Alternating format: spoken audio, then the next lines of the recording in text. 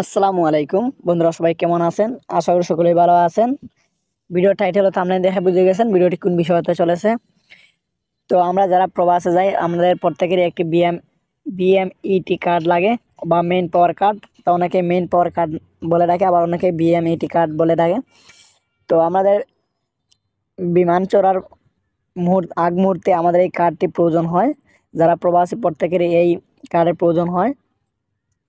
তো অনেক প্রবাসী আছে বাইরে দেশে মৃত্যুবরণ করতো, মৃত্যুবরণ ব্যক্তি যখন দেশে ফিরে আসে তো তাদের বিএমইটি কার্ড দেখাতে হয়। বিএমইটি কার্ড দেখালে তারা ফ্রি অ্যাম্বুলেন্স সার্ভিস পায় এবং কিছু নগদ অর্থ পেয়ে থাকে। তো যারা প্রবাসে যাবেন তো তাদের একটি বিএমইটি কার্ডের প্রয়োজন হয়। তো আজকে দেখিয়ে দিব আপনারা বিএমইটি কার্ডটি কীভাবে ডাউনলোড করবেন। তো তার জন্য আপনি কি করবেন, আপনার ফোনের যে ক্রোম ব্রাউজার অ্যাপসটি রয়েছে সেই অ্যাপসটি ওপেন করবেন। তো আমি আমার ফোনের ক্রোম ব্রাউজার অ্যাপসটি আমি ওপেন করছি, এই দেখুন এই অ্যাপসটি। তো এটা ওপেন করার পর এরকম ইন্টারভিউ যখন চলে আসবে তো আপনি কী করবেন, উপরে দিয়ে সার্চ বার, তো সার্চ বারে লিখবেন আমি প্রবাসী লিখে AMI আমি লিখবেন প্রবাসী PROBASHI প্রবাসী। দেখছেন আমি প্রবাসী লিখলাম, লিখে সার্চ করবেন। সার্চ করার পর এরকম একটি ইন্টারভিউ চলে আসবে। তো আপনারা দেখছেন এই যে আমি প্রবাসী একটি ওয়েবসাইট চলে আসে, যেমন www.amiprobasi.com একটি ওয়েবসাইট চলে আসে। তো আপনি কি করবেন, এই ওয়েবসাইটের উপরে একটি ক্লিক করে দেবেন। তো আমি এটার উপরে একটি ক্লিক করে দিলাম। এটার উপরে ক্লিক করার পর এরকম একটি ইন্টারফেস চলে আসবে। তো আপনি যেহেতু মেইন পাওয়ার কার্ড বা বিএমইটি কার্ড ডাউনলোড করবেন তো তার জন্য আপনি কি করবেন, এই যে এখানে দেখছেন download QR code clearance card, তো এটার উপরে একটি ক্লিক করবেন। তো অনেকে আবার ক্লিয়ারেন্স কার্ডও বলে, কেউ মেইন পাওয়ার কার্ড বলে, কেউ বিএমইটি কার্ড বলে। তো যেটাই বলুক আপনি এটি ডাউনলোড করতে হবে। তো এটার আমি এখানে উপরে একটি ক্লিক করে দিলাম। তো এটার উপরে ক্লিক করার পর এরকম ইন্টারভেস চলে আসবে। তো আপনি কী করবেন, এখানে লেখা দেখছেন পাসপোর্ট নাম্বার, তো এখানে লেখা রয়েছে ইন্টার পাসপোর্ট নাম্বার। তো এখানে কী করবেন, আপনার যে পাসপোর্ট নাম্বারটি রয়েছে সেই পাসপোর্ট নাম্বারটি এখানে বসিয়ে দেবেন। তো আমার পাসপোর্ট নাম্বারটি এখানে বসিয়ে দিব। তারপর এখানে দেখছেন ইন্টার ক্যাপসা কোড 2 নম্বর, এই ক্যাপসা কোড এই যে ক্যাপসা কোডটি আপনি নিচের এই ঘরের মতো ক্যাপসা কোডটি বসিয়ে দিবেন। প্রথমে আমি পাসপোর্ট নাম্বারটি বসিয়ে দিচ্ছি। তারপর ইন্টার ক্যাপসা কোডের জায়গা যে উপরে যে লেখাটি রয়েছে সেই লেখাটি এখানে দিয়ে দিবেন, যেরকম আছে সেরকম অবশ্যই দিয়ে দিবেন আপনি।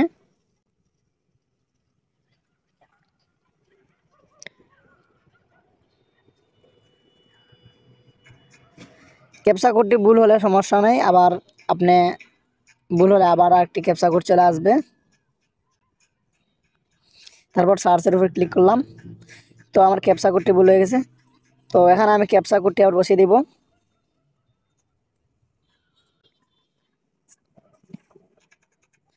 তো সার্চের উপরে ক্লিক করলাম ক্যাপসা কোডটি দিয়ে।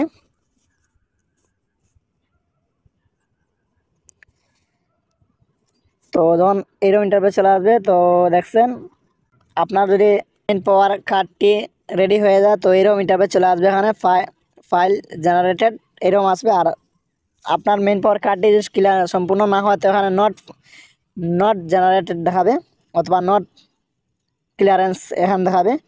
তো আপনি কি করবেন, এটা যদি ডাউনলোড করবেন তো স্ক্রল ডাউন করে নিচে যাবেন। ওই দেখছেন নিচে আসার পর এখানে দেখছেন ওপেন পিডিএফ ফাইল নামে একটি অপশন লেখা রয়েছে, এই যে ওপেন, আপনি কি করবেন এটার উপরে একটি ক্লিক করে দিবেন। তো আমি এটার উপরে একটি ক্লিক করে দেব। তো এটার উপরে ক্লিক করার পর আপনাদের ডাউনলোডের ফরম্যাটটি চলে আসবে।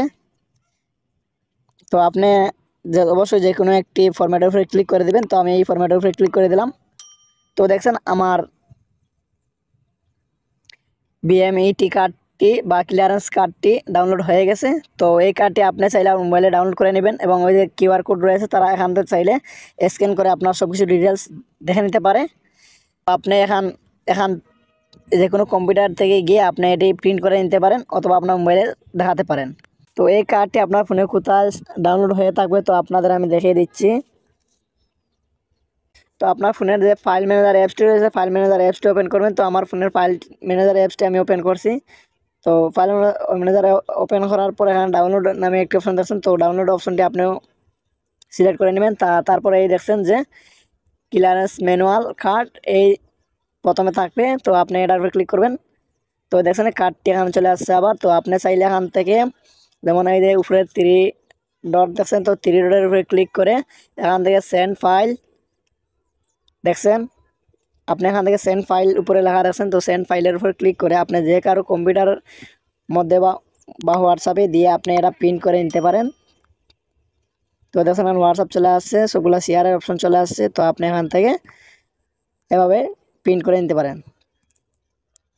তো আশা করি ভিডিওটি বুঝতে পারছেন। তো আজকের ভিডিওটি এ পর্যন্তই। ভিডিওটি ভালো লাগলে চ্যানেলটি সাবস্ক্রাইব করে পাশে থাকবেন আর কমেন্ট করে জানাবেন আপনাদের কোন ধরনের ভিডিওর প্রয়োজন।